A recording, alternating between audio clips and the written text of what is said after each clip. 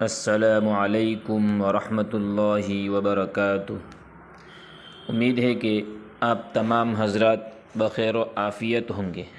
آپ تمام حضرات کی خدمت میں ایک بہت ہی بہترین نبوی نسخہ لے کر حاضر ہوا ہوں، جو جہنم سے بچنے کا نبوی نسخہ ہے۔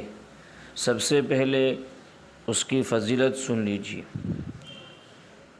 جب فجر کی نماز اور مغرب کی نماز سے فارغ ہو جائے تو کسی سے بات کرنے سے پہلے 7 مرتبہ یہ دعا پڑھ لے۔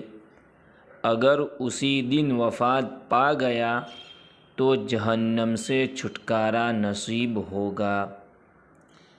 یہ دعا یہ ہے: اللہم اجرنی من النار، اللہم اجرنی من النار، اللہم اجرنی من النار۔ اس دعا کو 7 مرتبہ پڑھنا ہے۔ اس کا ترجمہ بھی سن لیجیے۔ میں نے اس دعا کو 3 بار پڑھا ہے آپ کے سامنے، آپ اس کو 7 مرتبہ پڑھنے کا ہے۔ اے اللہ، آپ مجھے جہنم کی آگ سے بچا لیجئے۔ اس دعا کو آپ بھی پڑھیے اور اپنے دوستوں میں شیئر کیجیے تاکہ وہ بھی پڑھے گا اور وہ بھی جہنم کی آگ سے محفوظ ہو جائے۔